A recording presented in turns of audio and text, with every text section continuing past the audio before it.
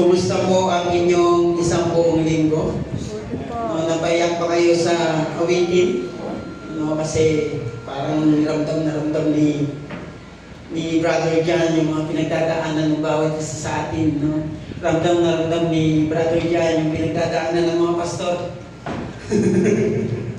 No? Parang nakaka-bless na makarinig ng mga ganong awitin.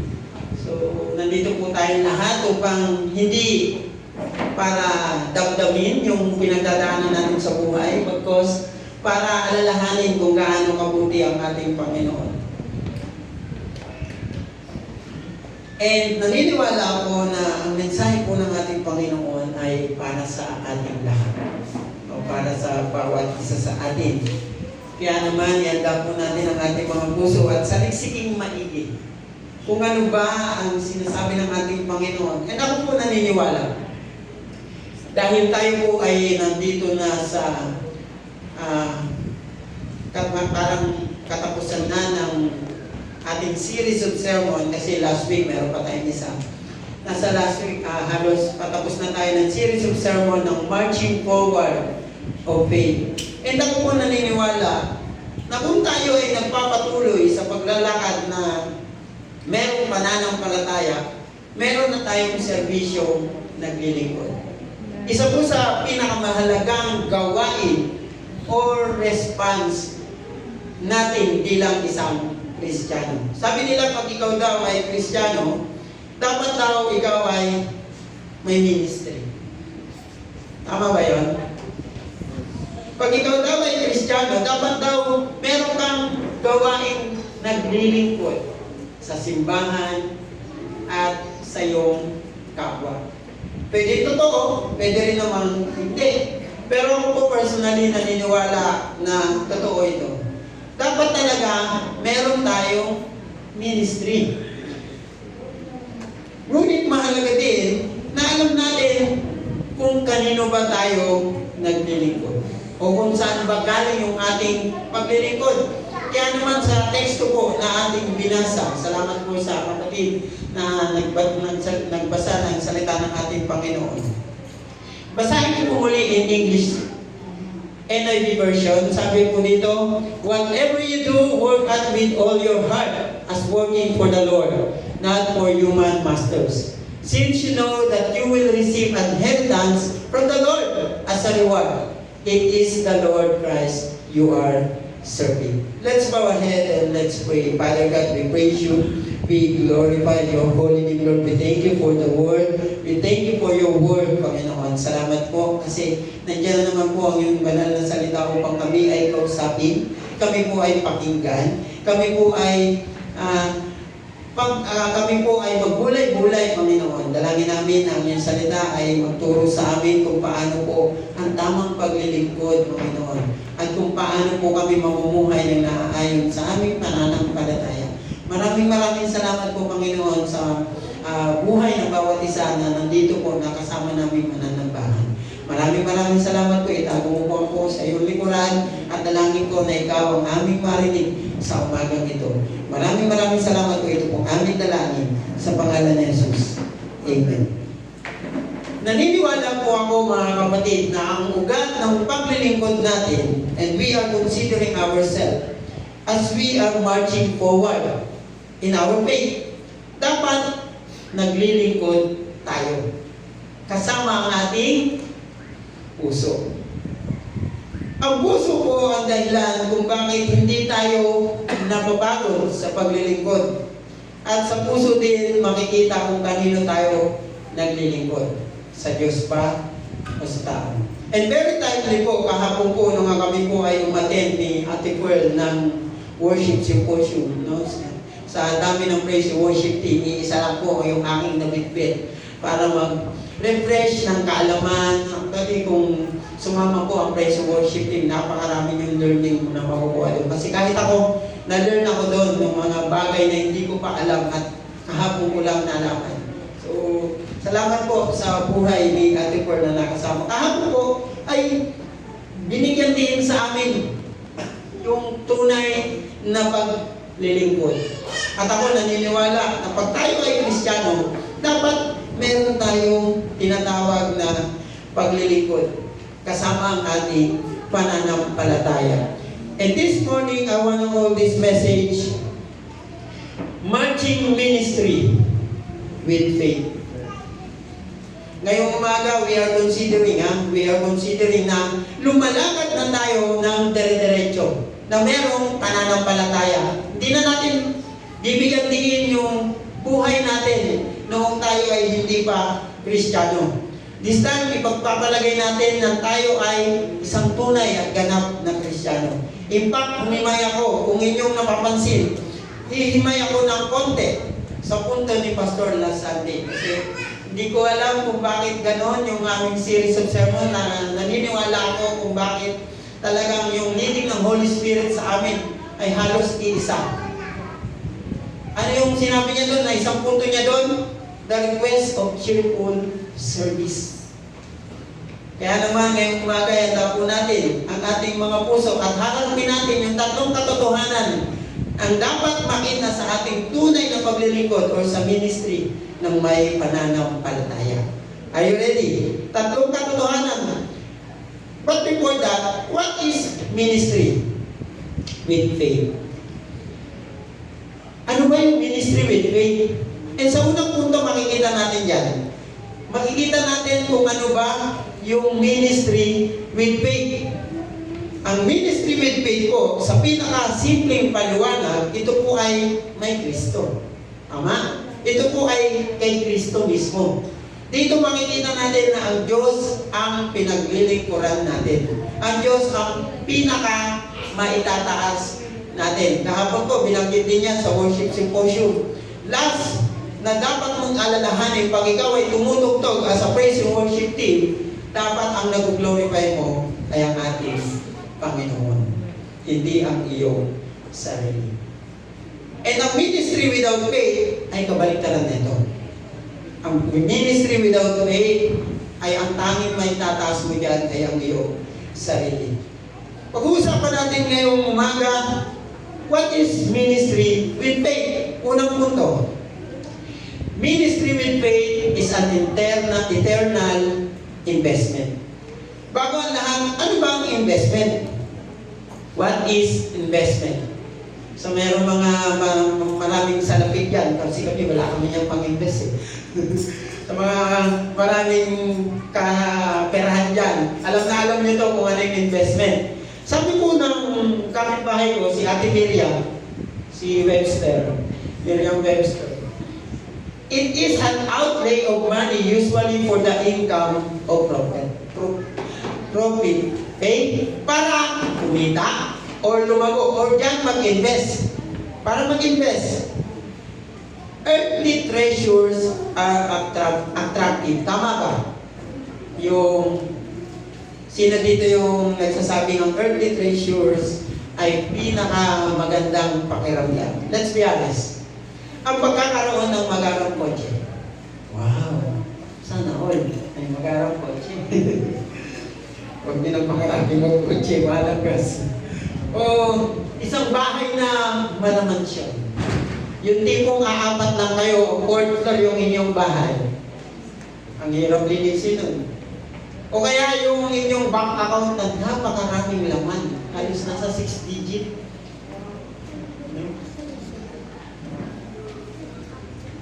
Or madami ka talagang perang nasa wallet. Masarap naman talaga yan sa mata. Yung tipong yung wallet mo ay hindi na uubusan. Ang mga yan ay talagang masarap sa pakiramdam. Aminin nyo man sa hindi. Huwag na tayo maglukuhan. Masarap talaga yan sa pakiramdam. Ang mga ito ay kaakit-akit na mga bagay. At kung tayo po ay meron nito, kaaya-aya ang ating mararamdaman. I'm not saying you're greedy. Hindi ko po sinasabi yan. But I'm saying that everyone who love to ay hindi talaga siya mag-i-struggle. Tama? Hindi talaga siya mag-i-struggle financially, kahit sunod-sunod ang bills na dapat natin bayaran. Pero mga kapatid, yung mga earthly treasures na yan is just a temporary. Hindi po yan magtatagal. Maglalaho at maglalaho yan. And kadalasan, tayo po bilang isang tao, dyan po tayo nag-focus. Pero pag-uusapan natin, what is an eternal investment? Ano ang eternal investment? Napakagandang tanong yan. First, we do have to be aware of the difference between temporary and eternal investment. I mean, from one perspective, it's easy. Temporary means not forever, and eternal means forever. Eternal ay sinasabi natin, yan yung tipong hindi mawawala o hindi maglalaho. Eternal investment, it refers to the spiritual and moral actions, decisions, and priorities that align with God's will and have everlasting significance.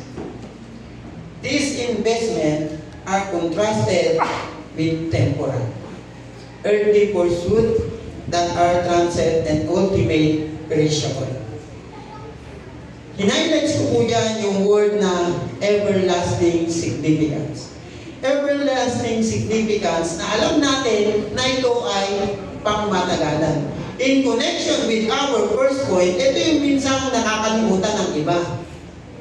Mga kapatid, ang ministry po ay isang patunay na kailangan mong mag-invest.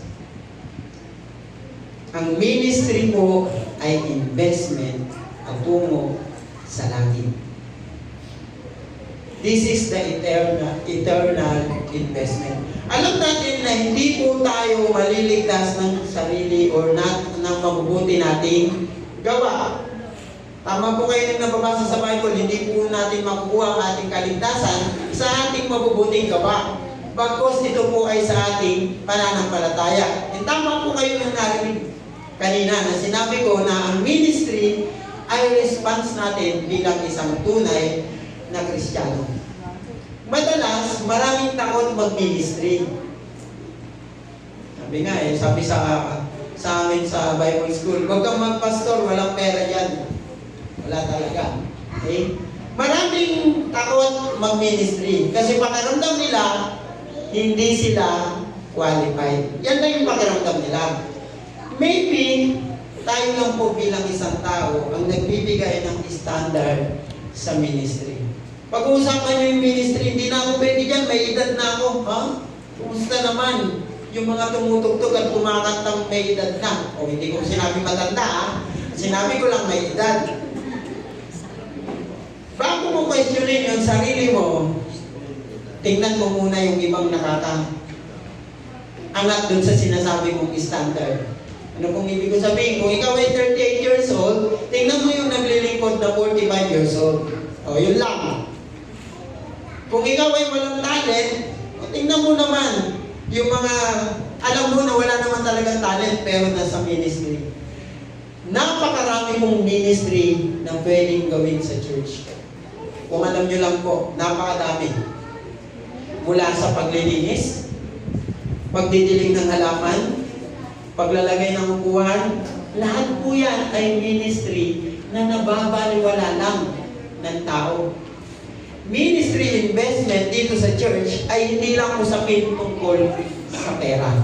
Lagi niyo pong tatandaan yan. Hindi lang po yan tungkol sa pera o kung kahit gaano karami yung pera mo sa bangko. Ang ministry po dito sa lupa ay nangangailangan lang po ng dalawang bagay. Are you excited to those two things? Excited ba kayong malaman? Baka pagkatapos yung marinig to, mag-ministry na kayo sa ACCS. It's very good na magkaroon po tayo ng response for this. Two things to offer in ministry here in earth. No, sa mundo natin. Una, time. Oras para sa gawain ng simbahan. Palakpakan niyo yung inyong mga sarili. Kasi, palakpakan niyo. Kasi, binigyan niyo ng oras ang Panginoon na makapanambahan kayo ngayon. Okay? Pero naitanong niyo na po ba sa inyong mga sarili? Am I investing my time and energy in alignment in God's purpose for my life? Natanong niyo na po ba ito sa inyong mga sarili? Nag-invest na ba ako ng oras sa Panginoon? Sabi po sa aming pag-aaral, sabi po sa amin ng prof namin, ang pag-prepare po ng sermon o good quality sermon, dapat daw po nag-start ka ng Sunday night hanggang Saturday night. Aba, no? Or hindi naman masabi daw na dire-diretso, pero hanggat maaari daw, dapat nagkukonsume ka ng 27 hours minimum. That is the preparation.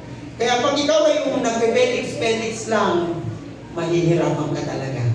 Kung ikaw yung pastor na kumukuya-kuya-kuya lang, so wala kang ibang ministry, ay talaga namang hindi mo siya paglalaanan ng oras, ay mahihirapan ka talaga. So, nung narinig ko po ito, lalo po ako napahanga kay Pastor Marlon nung siya po ay isa pa lang na pastor dito. Bakit? Mag-prepare ka ng sermon mo from Wednesday. May Sunday ka pa. May cottage prayer ka pa. May visitation ka pa sa members mo.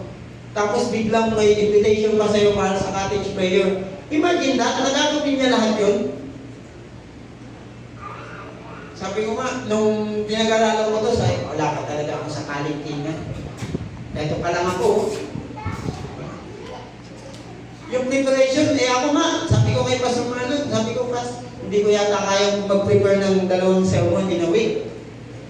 Hindi ko pa kaya. Kasi sabi ko, hilaw ka talaga ako. Ngayon, tanungin mo yung iyong sarili. Ilang oras ang nilalaan mo para sa ministry? Isa ka ba sa nagmamadali pag-practice ng PAW? Nagmamadali umuwi?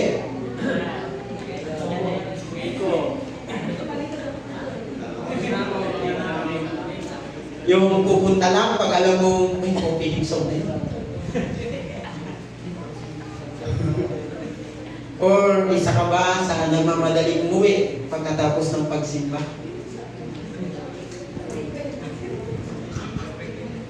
Kami po nagkakaroon ng fellowship dito sa church after service. Kami po umuwi 9 p.m. ng gabi.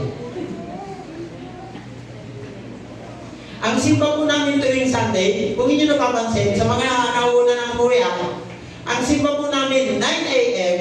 to 9 p.m. Kaya pagdating ng party, antok pa kami. Kapatid, kung kayo po yung mga tao na yan, baka hindi mo talaga nalalahanan ng oras yung ministry. May isa pa akong tanong. Isa ka ba sa walang time para magbasa ng Biblia? Oo. Masasabi ko lang kung isa ka sa tatlong yan, masyado kang busy. Sa mga bagay-bagay na wala namang kakwenta-kwenta. Yun po yung masakit na matutuan. Kahit sabihin mong linggo-linggo ka nagsisimba, ma-attend ka ng midweek service. You are busy to the kingdom, but you don't have time to the hidden soul. Busy ka sa kaharian, pero wala kang time sa hari mismo. Mga kapatid, sa ministry, hindi po puro pera. Alisin niyo po yung mindset na yan. Hindi ka pwedeng maglingkod sa Panginoon kasi wala kang pera. Sometimes, you need to invest time para sa gawain ng ating Panginoon.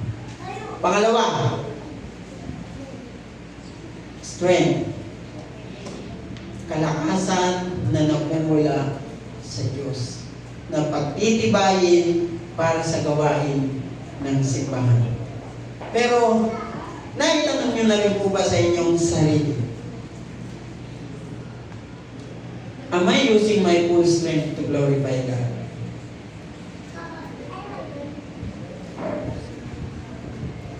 Or isa ka sa nagre-reklamo pag yung halaman ay pinapababa?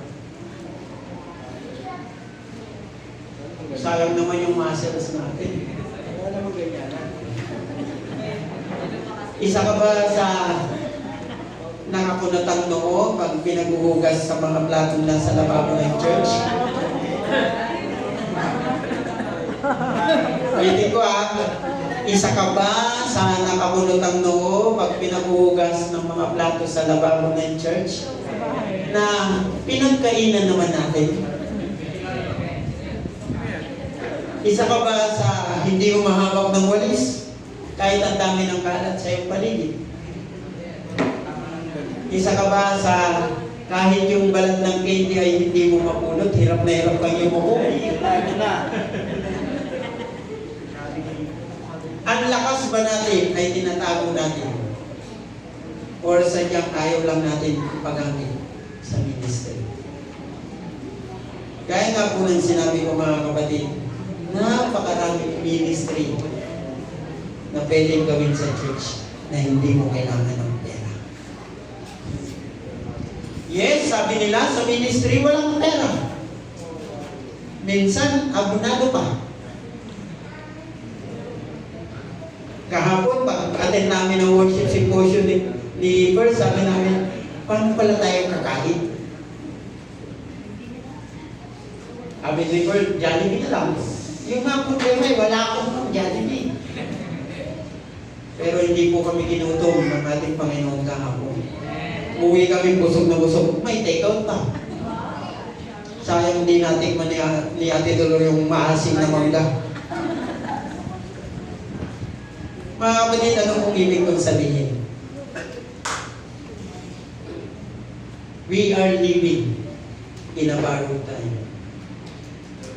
And God will give us proper strength to endure it. Ibigay na natin kay Lord habang maaga pa. Kung ayaw niyong ibigay, kukunin niya yan, sige kayo. Yung oras, yung lakas na meron tayo para sa gawain ng ating Panginoon. If we invest in the ministry here on earth, carry over po yan. Yun, no? Lahat ng ministry ginagawa natin dito sa lupa, carry over po yan papunta sa langit. Yan po ang kailangan nating pag-iihan. Kailangan, pag nag-invest tayo dito sa lupa, kinakailangan na ang pinaka-goal natin ay ang langit. Sinabi po sa Mateo na huwag po tayong masyadong magpakahumaling sa kayamanan na nandito lang sa lupa. Sapagkat ang pagandaan natin ay kung paano lalago ang ating kayamanan sa langit. I cannot say money is bad. Hindi ko po sinasabi yun. The point is, kung masyado na tayo nagre-rely sa kayamanan dito sa lupa at nakakalimutan natin paluguin ang ating espiritual na buhay, mahihirapan po tayong makita yung pangalan natin na nakalista sa langit. Kadalasan na mga nagiging dahilan na hindi nagkukumit sa ministry. Ito baka isa ka rito. Pastor, sorry po, busy lang po ako. Pastor, busy lang po ako sa school, ang dami pong gawain. Pastor, kulang po yung oras ko sa gawaing bahay, kaya hindi po ako makapunta sa church. Ha? Tapos makita mo online yung ML. Yung totoo. Busy lang po ba talaga tayo? Or ayaw lang talaga natin laanan ng oras yung ating Panginoon? Pastor, hindi ko po kayang gawin yan. Wala po akong skills dyan. Lahat naman tayo walang skills. Pero natututo tayo sa isa't isa. Ako, feeling ko, meron ako mga bagay na hindi alam, napakarami. Pero syempre, pag nagsama-sama yung mga katatayan, yung mga kaalaman ng mga katatayan dito sa church, nagawa ng magkisabi sa bagong movies, di ba? Nagawa kung ano-anong gawain dyan, magtanim ng halaman, maglagay ng black box. Pero lahat kami kadalasan sinasabi namin, wala kami talent pag ganyan. Wala nga kami talent palitada eh. Pero merong isa na may talent sa palitada. Ano pong ibig kong sabihin? Yung mga kakapiranggot nating talento, yung mga kakapiranggot nating lakas na sinasabi nating mahina tayo to, pag pinagsama-sama po natin yan, malaking bagay yan para sa gawain ng ating mga. So mga kapatid, lagi niyo pong iisipin, yung time at strength na yan, meron pa. Meron pa. Yung time at strength na yan, importante yan. Pero mas importante, kung yung dalawa na yan, ay merong tinatawag na puso. At kung ikaw ay may puso, if we are investing our hearts in the ministry, God challenged us to prioritize our time, talent, and resources for eternal purposes. Put God's purposes about your purposes. Nakuha niyo po, isipin yung maigi na ang Diyos muna. Ang Diyos muna bago ang lahat. Kung ikaw ay busy sa inyong gawaing bahay, hindi ko po sinasabing ayahan yung gawaing bahay. Pero lahat nyo din ang oras yung gawain ng ating Panginoon. Kaya nga mga kapatid, lagi po natin bigyan ng pansin ang investment dito sa lupa ay patungo sa langit. Let be smart in investing. Ano ba yung mahalaga para sa atin? Yung investment ba na meron dito sa lupa o yung investment natin sa langit? We need to focus on eternal view of eternity. Ang walang hanggang buhay. Baka hindi natin namamalayan, masyado na tayong busy dito sa lupa. Nilalamon na tayo ng mga mundong gawain. Nilalamon na tayo ng kalupaan. Yung ating spiritual na buhay ay natatabunan na. Second one, after we learn ministry with faith is an eternal investment. Next, makikita natin, God does not forget our faithful service. Sabi ng iba, ang kasalanan daw, pag sinuko natin sa ating Panginoon, kakalimutan niya na ito. Totoo yan mga kapatid. Hindi niya maaalala. Ito yung pagkakaiba ng tao sa Diyos. Ang tao, pag ikaw ay nagkasala dyan, 10 years from now, 15 years from now, 20 years from now, tanda niya pa yun. Kung hindi mo pinahiram yan ang ballpen nung nag-aaral yan, kahit may asawa na kayo, tanda niya pa yan. Maniwala ka sa akin. Pero mga kapatid, ang Panginoon, nakakalimutan niya yan. Pero, may isang bagay po na hindi nakakalimutan ng Diyos. Ang ating pong ginagawa. Ang service through our service within the ministry. Pastor, sigurado ka pong hindi makakalimutan ng Diyos yan? Kung nagbaba ako ng halaman? Oo! Kung yung 6 na yan, ay 8 na pala ngayon na, nag-evolve na yung halaman natin. Kung yung 8 halaman na yan, ay binaba mo mag-isa ka lang. Sabihin mo, ano ba yan? Ako na lang lahat ng baba ng halaman. May patapog-tapog ka pa dito. Huwag kang masyadong malungkot. Kasi ang Diyos, hindi niya yan makakalimutan. Hindi niya masasabing, nagbabago ng halaman si Miko. Hindi ko matandaan na.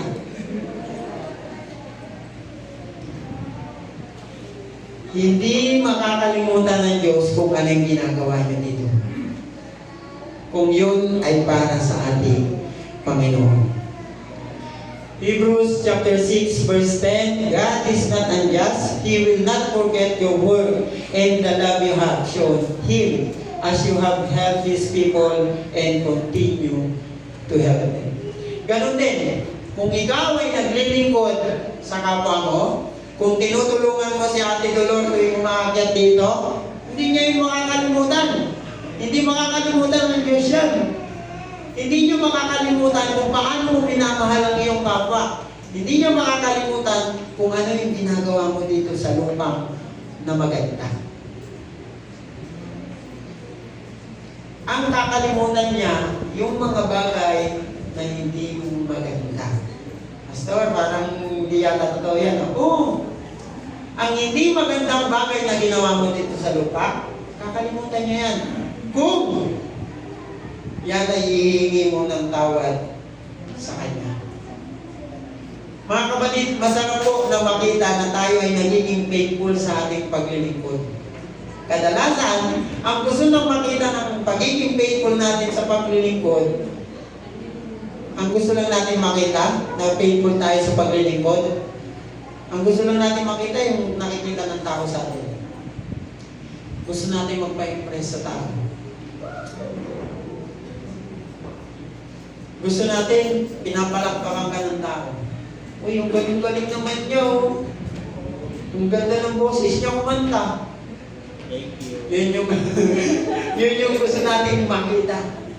Madalas gusto natin magpa-impress sa tao. Pero malinaw po na ngayong umaga, ang gusto kong isiksik sa atin ng Diyos, ang faithfulness na ating paglilingkod ay para sa Diyos. Hindi po para sa tao. Lagi niyo pong tatandaan, gagantimpalaan ng Diyos ang tapat na pamumuhay ng paglilingkod.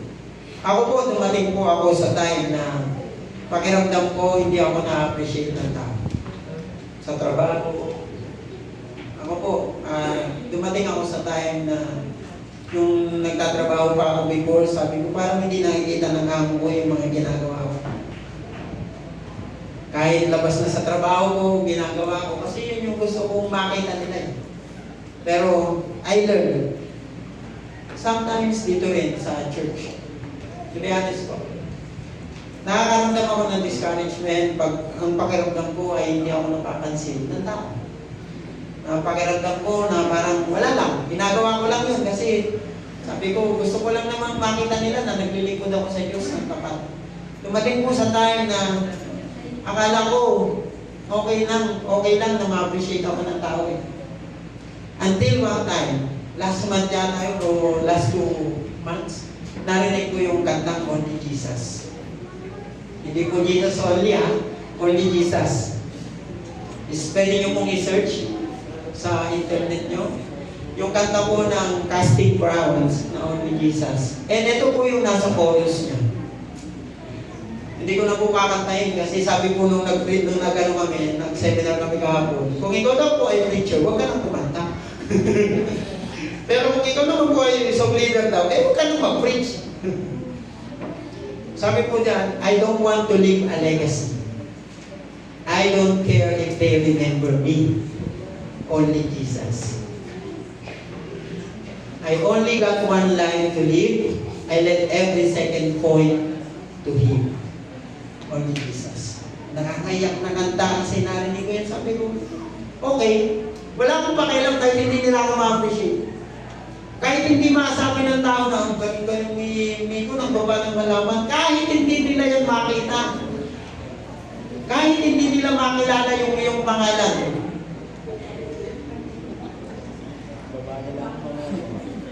Kahit sabihin, si Pastor Dante, saan church ba yan? Wala akong pakialam kahit hindi nila tanda kung kanino, kung saan akong church. Kahit hindi nila makita kung ano yung legacy na iniwan ko dito sa ACCS. Kahit hindi na nila makita, kahit hindi na nila maramdaman kung ano ko bilang isang pastor. Ang mahalaga, nakikita ng Diyos kung ano yung ginawa mo dito sa ministry na pinagkatiwala mo sa Kanya. And sabi ko, dito sinampal talaga ako ng katotohanan. Sabi ko, bakit nga naman iniisip ko ma-appreciate ako ng tao? Eh kasi hindi naman ako sa Diyos, sa tao naglilingkod. Sa Diyos naman ako naglilingkod. Kadalasan or mangilan-ngilan, ang mga naglilingkod sa ministry, ito yung nagiging problema. Hindi sila magpapatuloy na maglingkod kasi pakiramdam nila, hindi naman sila na-appreciate ng tao.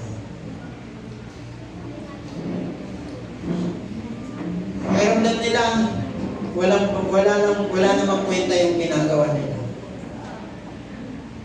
Huwag po kayong malungkot kasi hindi nakakalimutan ng Diyos ang ginagawa natin. Amen? Palakpakan niyo po ang ating Panginoon. Kasi kahit anong gawin natin, we cannot please anybody at hindi talaga natin mapipilit sila na i-appreciate tayo.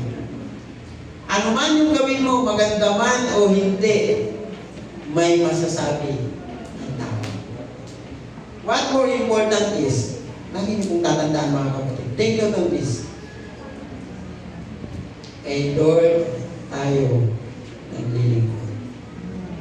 At hindi niya tayo makakalimutan. Lastly, since we are ministering with faith, God reminds us to finish strong and faithful to whom we serve.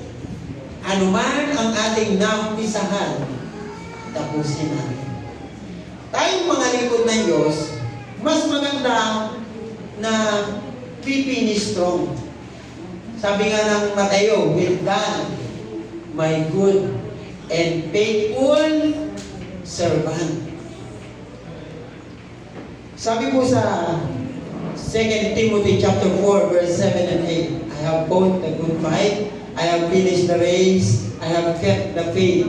Now there is in store for me the crown of righteousness, which the Lord, the righteous judge, will award to me on that day, and not only to me, but also to all who long for His appearing. To finish strong and faithful to Himself. Kailangan po natin ang tatlong bagay nito na makikita natin yan. Ano kaya yan? To be strong and faithful, first, quote the good fight. Ang laban dito sa lupa na binibigay sa atin ng ating Panginoon, anong laban ba yan? Laban po sa ministry. Marching forward to faith. Dapat we remain in faith. Sabi ng iba, lumaban tayo ng patas. Huwag tayong gagawa ng anumang bagay na labag sa kalooban ng Diyos. Ito po yung problema sa mundo. Kaya merong hold-upper. Kaya merong mangbubudol. Kami po, nung nagtatrabaho ko sa US Oil, nabiktima po kami dyan ng mangbubudol. Hindi ko na po ikukwento kasi baka pagalitan na naman ako ng asawa ko, mahaba na naman yung sermon ko. In short, nadugas po kami dyan. No, nabiktima ako dyan, nagbayad ako dyan ng 7,000 plus dahil lang sa LPG. Dito po sa mundo na ginagalawan natin, maraming hindi lumalaban ng batas. Kasama na dyan yung mga traffic enforcer na hindi ka tatantanan, matikitan. Kasi para sa kanila, kahit wala namang violation, binibigyan talaga nila ng violation. Sabi ng iba, dapat lumaban ng batas. Napakalaking kulang po niyan sa mundo natin. Kaya nga mayroong korupsyon eh. Kasi maraming gusto ng easy money. Ang gusto yung walang pagod, walang pahirapan. Yung tipong pipirma ka lang, magkakaroon ka na ng pera. Magkakaroon ka na ng maraming kayamanan dito sa lupa. Gusto nila yung madali lang nakitaan. Ayaw nilang lumaban ng batas. Isa po sa pinakamasarap na pakiramdam na mawala man tayo dito sa mundo, nagawa natin lumaban ng batas. Lumaban ng hindi labag sa kalooban ng ating Panginoon. At hindi nasira yung ating pananampalataya. Pag sinabi po natin lumaban ng batas, aalisin po natin yung ating mga kasalanan. Kasi yan po yung nagiging dahilan kaya nasasabing hindi tayo lumalaban ng batas. Pangalawa, finish the race. Kung ano man yung naumpisahan natin, tapusin natin. Nag-start po tayo na Kristiyano tayo, dapat matapos tayo, na Kristiyano pa rin tayo. dapat manatili tayong Kristiyano. Sa panisaan po ng pagtakbo, kung alin po yung aking itinuturo sa athletics team ng Taytay, ang isa po sa piling ko, sa mga tinuturuan ko, aside from gawin nila yung kanilang best, ay tapusin yung karera. Pag ikaw po ay tumatakbo ng 1,500 kilometers, yung laro mo ay 1.5. Pagdating po ng 1,000, nasa 1,000 ka na, diyan ka makakaramdam ng pagod. Parang ayaw mo nang tapusin. Naalala ko yung anak ko nung nilabang ko ng 1.5. Tumatakbo siya, nandun ako sa gilid. Sabi niya, pa, ayoko na. Ayoko na. Nag-isang ikot na lang yan. 400 na lang. Ayoko na. Itakbo mo. Takbo mo na tuloy. Itakbo mo lang. Tapusin mo. Mga kapatid, mahalaga na marunong tayong tumapos ng karera. Ano man yung laro natin dito sa lupa, ano man yung ministry na naumpisahan natin dito sa lupa. Kung ikaw ay praise and worship team, manatiling ang praise and worship team hanggang sa pagbabalik ng ating Panginoon. Enduring encouragement, habang sinasabi ko sa kanila, natakbuhin niyo yan. Sabi niya, Coach, ayaw mo na. During that time na sinasabi ko sa kanila na takbuhin niyo yan. Tapusin niyo yan. Hindi na po mahalaga sa akin kung manalo sila o hindi. Ang mahalaga na lang po sa akin ay tapusin yung karera. No matter what place they are, kahit anong posisyon man nila, pang-walo man yan, pang-10 man yan, wala na akong pakialam dyan. Ang importante po ay tinapos nila yung karera. Ganyan din po mga kapatid ang gustong ipagawa sa atin ng ating Panginoon. Kung ano yung naumpisahan natin, tapusin natin. Di bali nang nasa ulian tayo. Basta ang focus lang natin ay ang ating Panginoon. Wala mo namang nauuna at nahuhuli pagdating sa ating Panginoon. Kasi lahat sa atin, pantay-pantay. Si Lord ang pinaka-goal natin. So, pag hindi natin tinapos ang karera, hindi natin makikita yung pinaka-goal natin. Yung ating Panginoon. Okay? Pangatlo, keep the faith. Ang pananampalataya ang dahilan kung bakit tayo naglilingkod. We are not here because we are saved. Nandito kasi tayo ay nananampalataya na. Hindi tayo nandito dahil ligtas na tayo. Nandito tayo kasi nagpapatuloy tayong nananampalataya. Magagawa natin paglingkuran ng ating Diyos, ang ating kapwa, kasi nananampalataya na tayo. Pag sinabi po natin keep the faith, means pagbabantay sa katotohanan ng Ebanghelyo at pagpapanatili ng pagtitiwala kay Jesus sa kabila ng pag-uusig. Ano yung kinanta ni Brother Jan kanina? Yung sa chorus. Ano pa yung cellphone ko doon? Sa chorus ng isa niyang kanta, ano man yung sitwasyon? Something ka ng basagan. Mahalaga na manatili tayo. Darating ang araw, dahil sa ating pananampalataya mga kapatid, darating ang araw, dahil sa ating pananampalataya, may uusig sa atin.